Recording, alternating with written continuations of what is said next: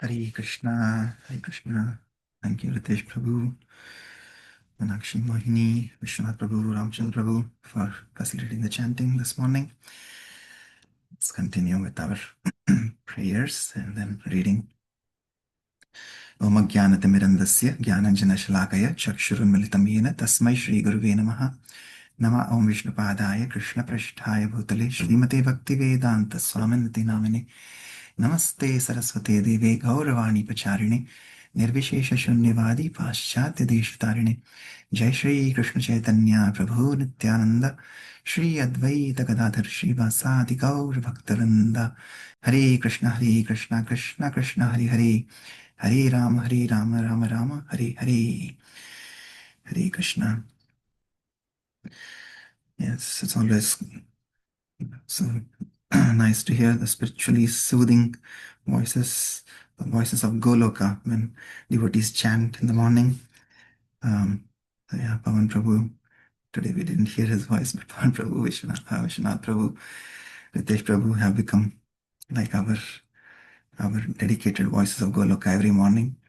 Others also are encouraged to chant. It's always good to open up, and it's always good to hear devotees chanting. So if you're able to, please feel free to unmute and chant in the morning, at least for 5-10 minutes. Okay. Anybody would like to chant our prayer of the week? So I've shared the link here. Let me also share the screen. The prayer of the week is Shri Kevalashtakam, glorifying the holy names, the sweetness of the holy names. You had a lot of different devotees recite this week. Anandini Gopika Mataji, Amresh Prabhu. I think, anybody else would like to try today? Hare Krishna, I can try.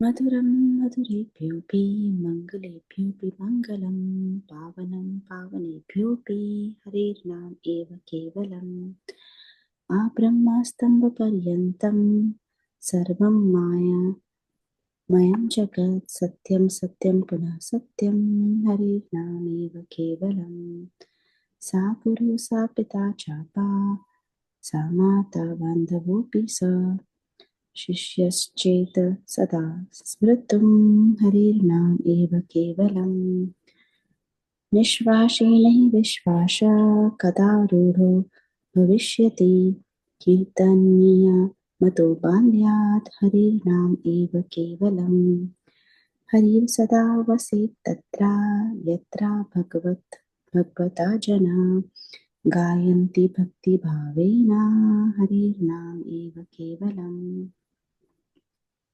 अहो दुःखं महादुःखं दुःखात् दुःखतरं यथा काचातरं विस्मृतं रत्ना हरिर्नाम एव केवलम् दीयतां कर्णो नियतां वचः गीयतां नित्यं हरिर्नाम एव केवलम् तृणीकृत्या जगत्सर्वं राजते सकलोपरि चित्तानन्दमयं सुशुद्धं हरिर्नामेव केवलम् हरिर्नाम हरिर्नामेव केवलम् Krishna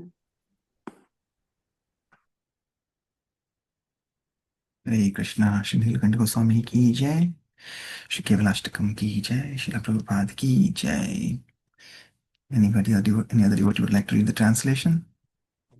I can read, Prabhu. Yes, Shri Mataji. More sweet than all other sweet things, more auspicious than all other auspicious things, the greatest purifier of all purifying things, the holy name of Sri Hari alone is everything.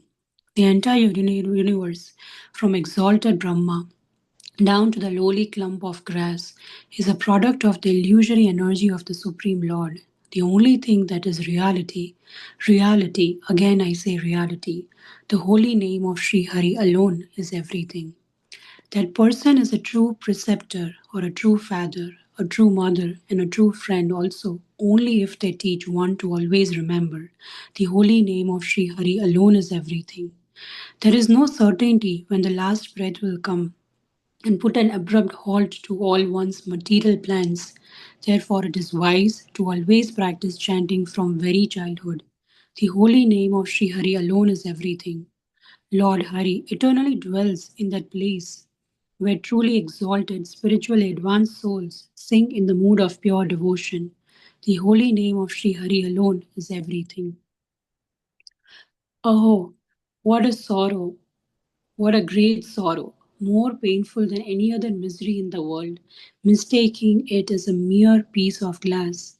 The people have forgotten this jewel. The holy name of Sri Hari alone is everything. It should be heard again and again with one's ears. It should be uttered over and over with one's voice. It should be perpetually sung and sung anew. The holy name of Sri Hari alone is everything. It makes the entire universe seem insignificant as a blade of grass. It reigns supreme over all in a splendorous manner. It is full of eternally conscious divine ecstasy. It is supremely pure. The holy name of Sri Hari alone is everything. Oh, can you scroll down? Yeah, that is Okay, correct. that is it. Okay. Hare Krishna. Hare Krishna. Anything that you liked from this translation, Shri Mataji, are you going to share? Yeah, especially the fourth, verse that there is no certainty when the last breath will come and put an abrupt halt. Um, we always think we have so much time, like we just, as a human being, I think we just feel that we are gonna live forever. And when we see other people's death, then for a moment we realize that, oh, this life is temporary. And then again, we are back to normal and we are like, oh, everything is fine. And that's why most of, I think, especially in India, people don't want to talk about death. They consider it inauspicious, but that's the only certain thing which is going to happen. All other things in your life is uncertain, but the only thing which is certain is the death. So we should we should try and make each and every moment dedicated to, to the Lord. And whatever we can do, we should do for the Lord. Like, because we don't know, like sometimes, whenever I'm walking, I'm suddenly, sometimes I realize that, oh, what if this is my last moment, and I'm like, oh, I have not even chanted today. So like that just inspires me sometimes. Yeah. Yeah. Thank you for sharing. Yeah, we were talking about that yesterday also. Last breath, we don't know when it will come. Yeah. Like, of course, I have gone through, most of us have seen our relatives and our friends have gone through COVID. I have mentioned that in the past, like when I got COVID, it was at one point, at one day, I really felt okay, the last day has come probably, or so it was like that, and you're not able to even breathe, right? Like Mataji was saying, the first thing that we all need is air. If we can't even breathe, then that's it. We are gone. That's the first and primary thing that we need. Then, of course, she was saying like we need temperature, right? We cannot sustain without proper level of heat or proper level of cold. If it's too extreme, then we cannot survive. Then we need water, of course, right? But breath is the first thing. It's funny. Yesterday at our office, we had our CIO talking about something, and then somebody asked him. It was holiday theme, of course, Christmas coming up. So after the whole business thing was done, then people are asking, so what's your Christmas plan and this and that, and then somebody asked, what's the book that you're reading? And he says, I don't read any. He said, if you need any about food, fish, and food, fish, and something else. He said, cooking. I think he likes cooking. So he was saying, those are the only books I read. But then he said, no, I'm lying. And he said, one book that I have been reading recently is a nice book about meditation and all about breathing. So he said, the book is titled Breathe.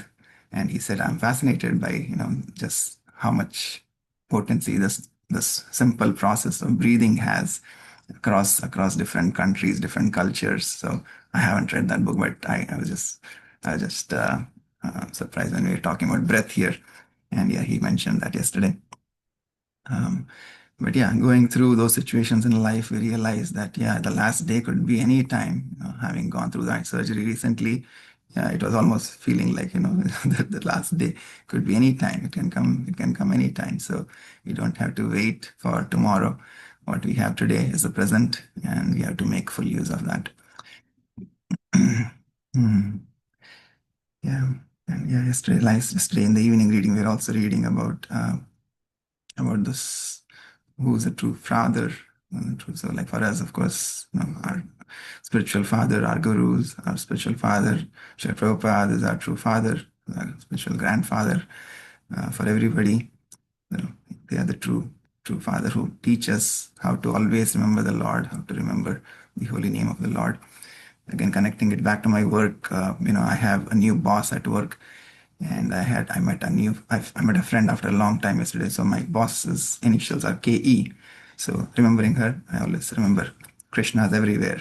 Krishna's eternal. KE is our initials, Kara Erlandson. And then yesterday I had another friend, Rita Amans, who came in. So I remember, oh, Radha is eternal. Radha is everywhere.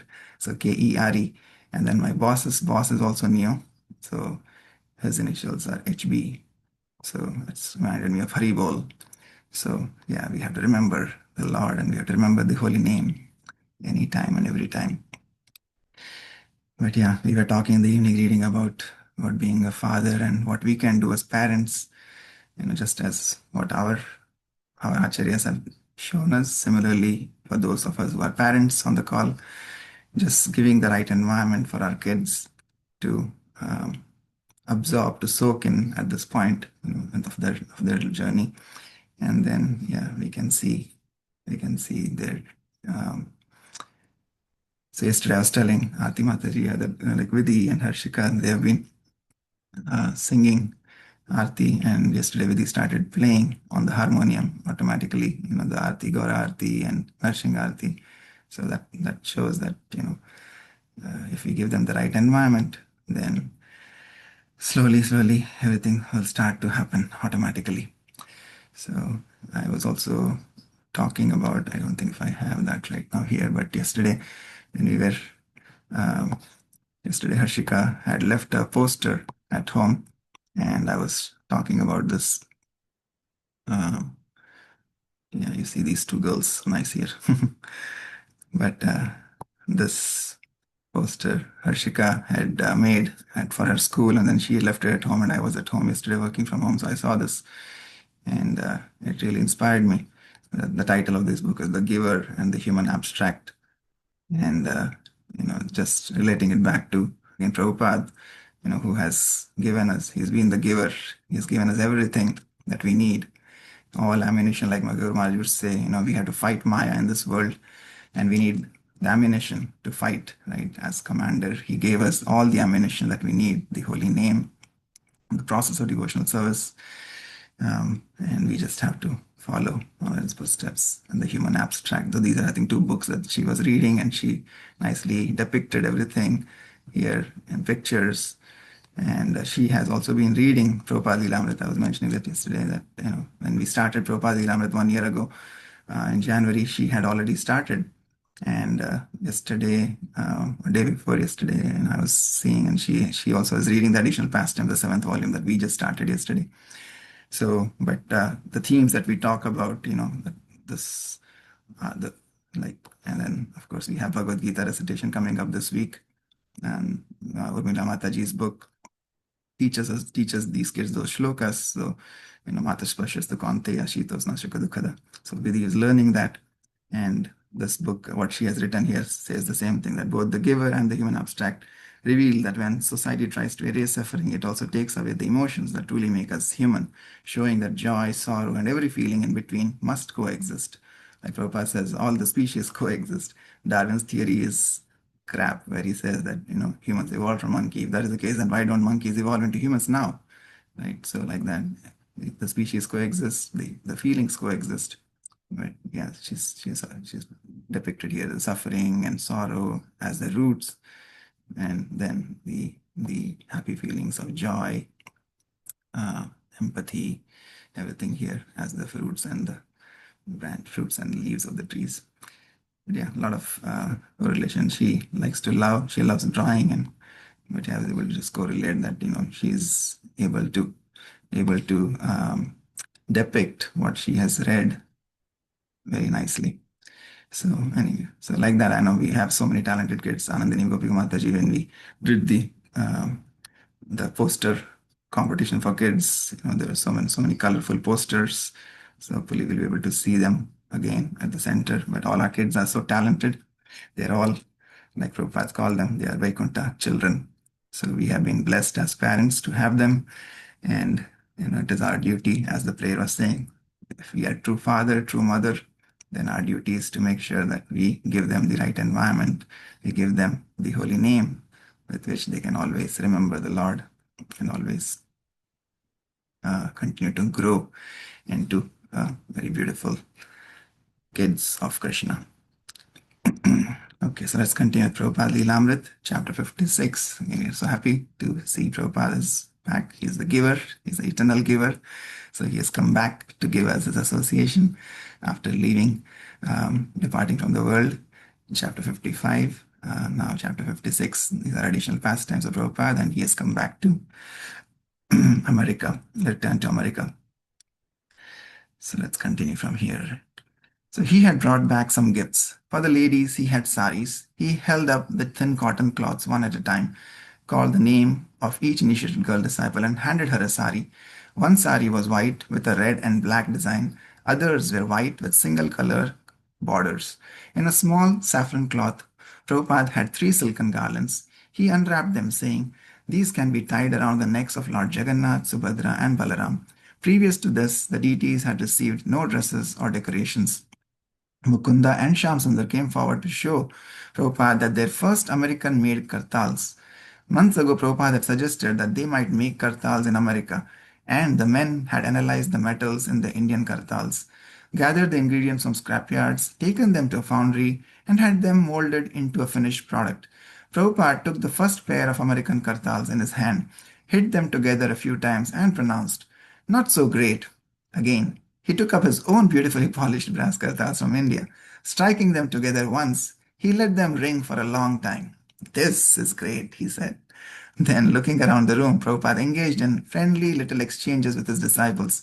Seeing Leelavati sitting in a corner with her baby daughter, Subhadra, Prabhupada said, "Your daughter looks just like Subhadra." Leelavati sighed gratefully to hear it. "Govinda Dasi," Prabhupada said, "I'm always thinking of your paintings." Prabhupada asked whether all the devotees were chanting their prescribed 16 rounds daily. Almost everyone replied, "Yes, Swamiji." One new devotee, however, an English girl whose face turned bright red, began to stammer in a faltering voice. "I chant," she said, "I chant," and then suddenly blurting out like a little girl about to cry, "Sometimes I chant more than 16 rounds a day." Her voice cracked, and she seemed on the brink of tears. But the devotees and Prabhupada could not help from laughing. In Prabhupada's presence, it all seemed jovial. Uddhava Das came into the room and announced, "We have some prasadam for you, Swamiji. Would you like to take now?" "What?" asked Prabhupada. "A little rice?" The devotees began to laugh, thinking of the elaborate feast they had prepared for Prabhupada. Prabhupada had one more thing to show them in his bag. It was the coconut grater commonly used in Bengali households. Prabhupada gave it to Yamuna, who began to grate a coconut while the devotees watched. Surrounded by his devotees, Prabhupada then went to the kitchen and prepared coconut laddus made from the white coconut pulp, butter, sugar, black pepper, cardamom, and camphor flour. He rolled them into balls, ate one himself, and distributed a few. Prabhupada returned to his room, where he sat down again and was silent, sensing that he should be left alone. The devotees excused themselves from his presence. Everyone was satisfied. Prabhupada was back, and they would have him for a while. Jivananda. After everybody left, I stayed behind to talk to him, and seeing me just kind of sitting there, he put me to work and made me clean up his room. I began to pick up the paper and stuff and throw away all the boxes. So afterwards, Prabhupada said, "So, you have some question?" And I said, "Yes, Swamiji, I would like to get married to Harsharani." "Harsharani," he said. "Oh, who are you?" I said, "I'm Jivananda." He said, "Oh, you have been initiated?" I said, "Yes." He said, "By me?" And I said, "Yes." He said, "That's very nice. What do you do?" I said, well, when I was in Santa Fe, I used to milk the cows. He said, that is very nice. We talked some more, and then I said, Swamiji, can I get married? He said, I will think about it. You can ask me again later. Chidananda. That evening I went to his room to see him, as I felt he might be lonely.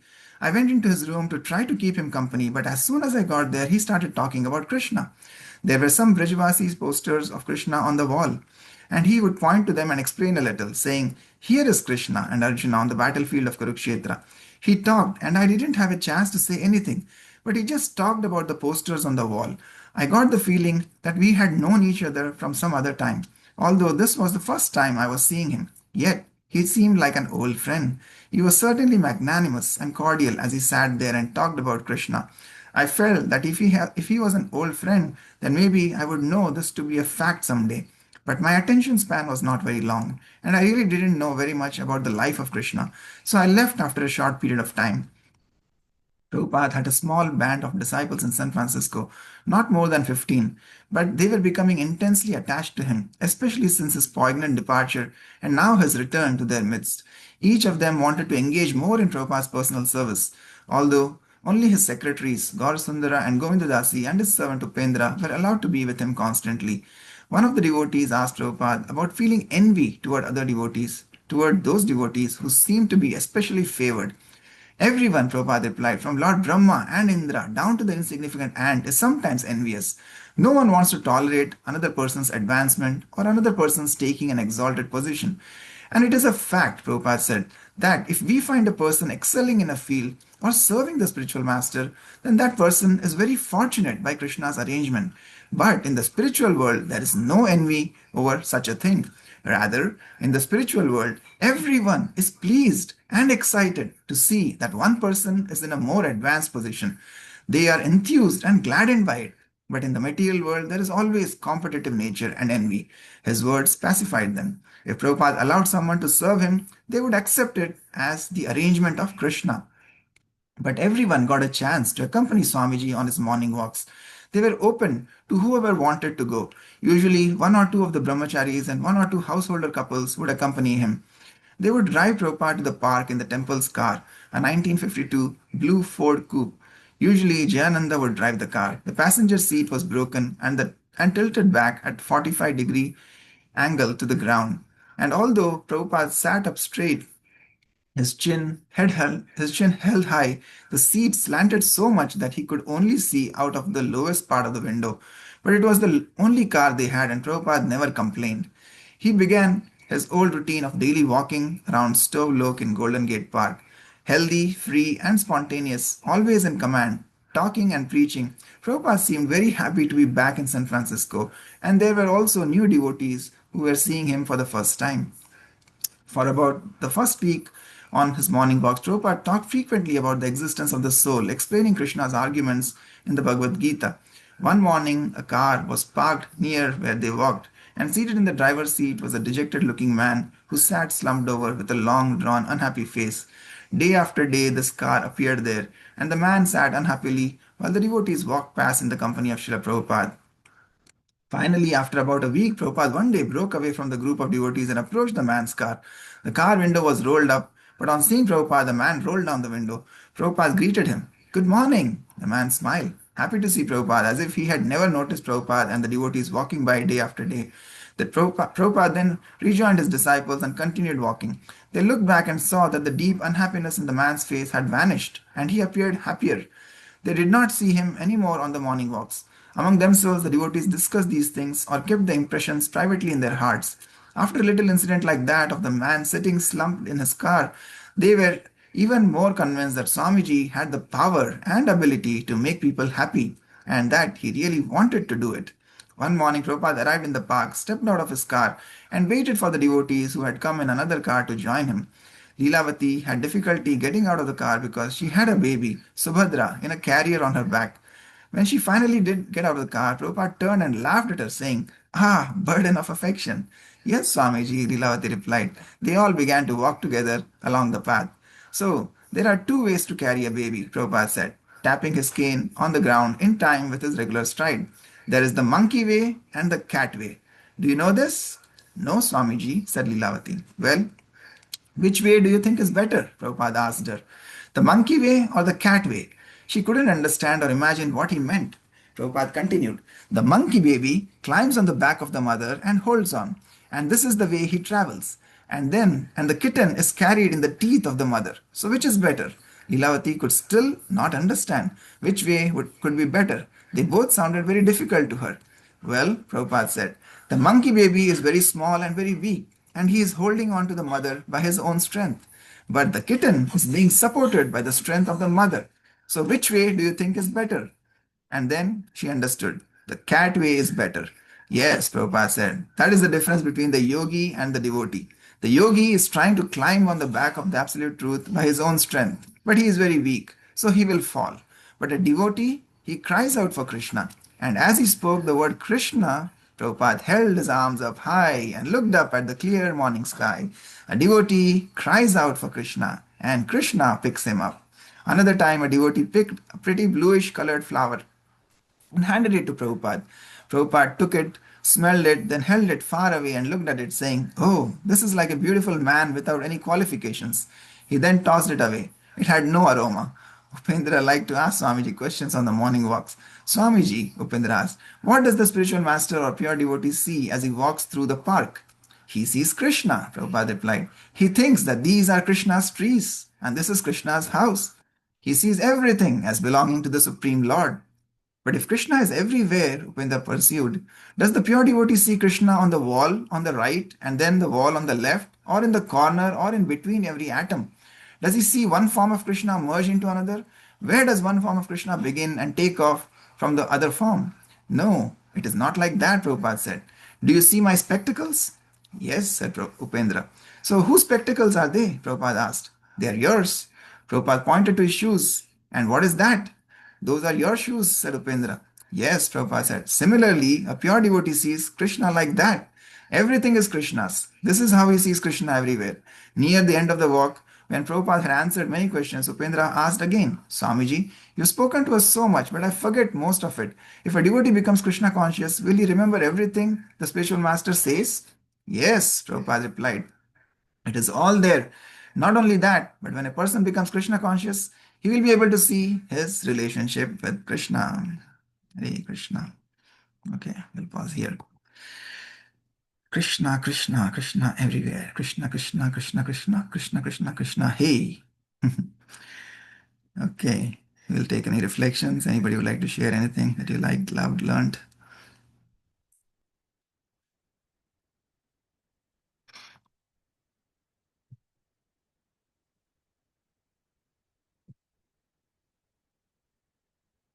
Yes, anybody would like to say anything?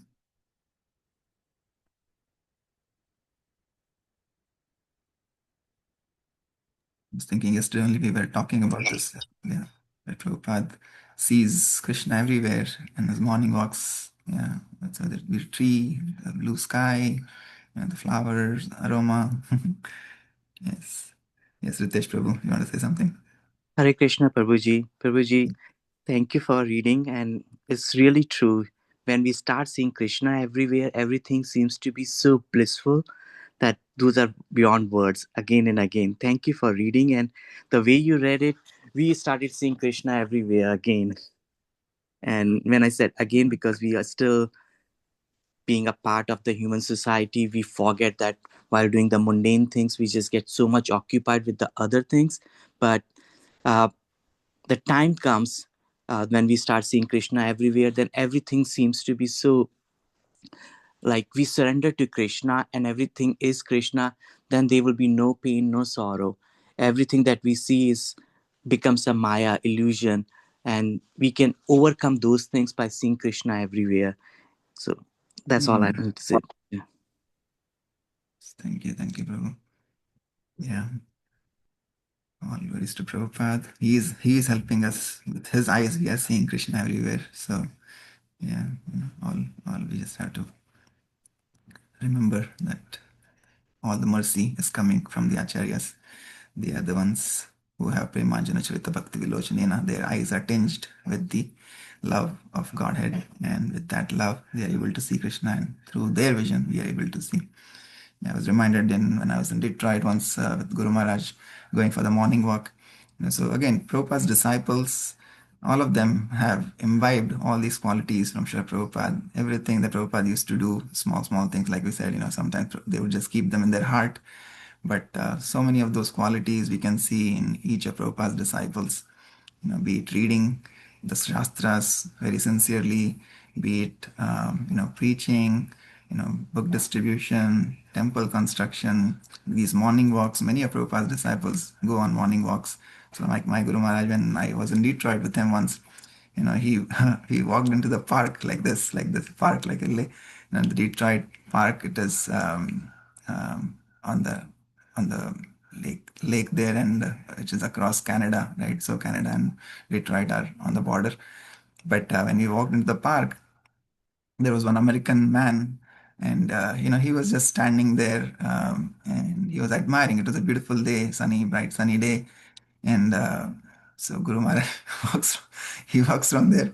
He just tells him the same thing like Prabhupada said, "Good morning." So he says, "Good morning," and then that person says, "It's a beautiful day," and then Guru Maharaj says, "Yes, it's all coming from God. God is beautiful, and He makes it beautiful." So I was just amazed that he connects everything with Krishna.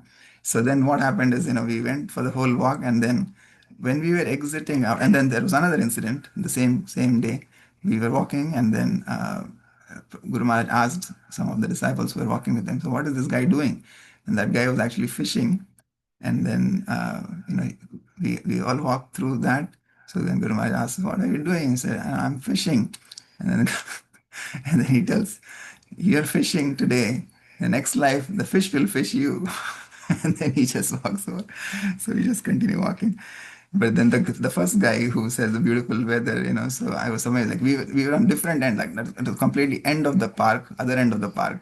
And when we exited out of the park after the morning walk, that same guy happened to come by again, and he was so inspired, and like he like bowed down, and he thanked Guru Maharaj for whatever. He just like that gesture. So that shows, and again, like pure devotees have so much of power, that with their simple gesture, one simple gesture, they can bring happiness, or they can turn lives. So yeah, I just reminded of that. Hare Krishna. Yes, anybody else would like to share anything?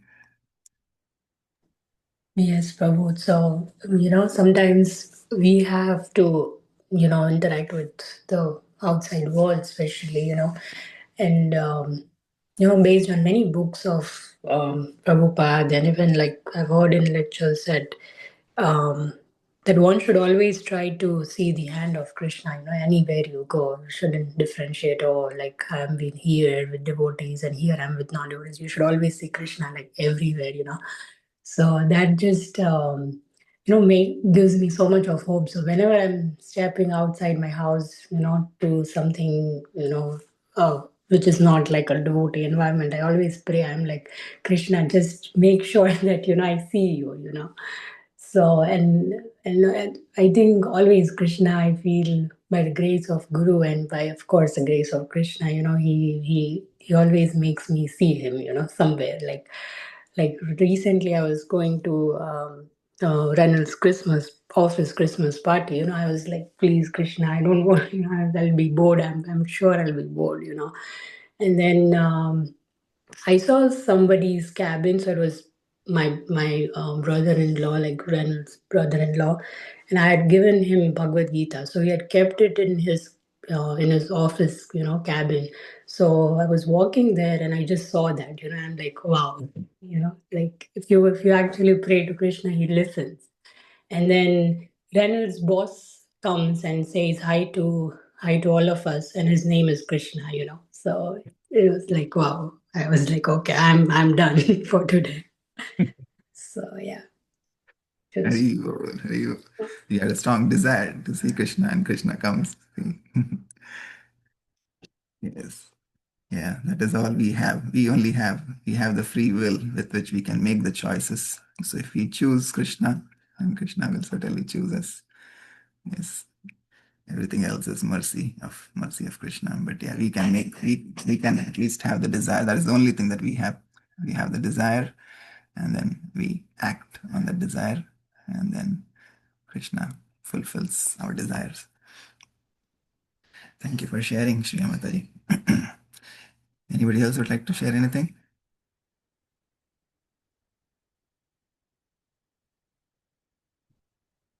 All right. Well, then we'll pause here for today. Thank you so much for your wonderful association, reflections, and giving your association to Srila Prabhupada and taking Srila Prabhupada's association in your lives to start off your day, beautiful day, and make it even more beautiful. Okay, thank you so much. Vanchakalpatarubhyascha kripa sindhubhyeva patitanam pavanebhyo vaishnavebhyo namo namaha. Anantakoti Vaishnavrind ki jai, Jagadguru Srila Prabhupada ki jai, Srila Prabhupada Leelamrit ki jai, Nitai Gaur Premanande, Hari Hari Bol, Hari Krishna. Oh, Hare Krishna, Prabhuji. Hare Krishna. Krishna.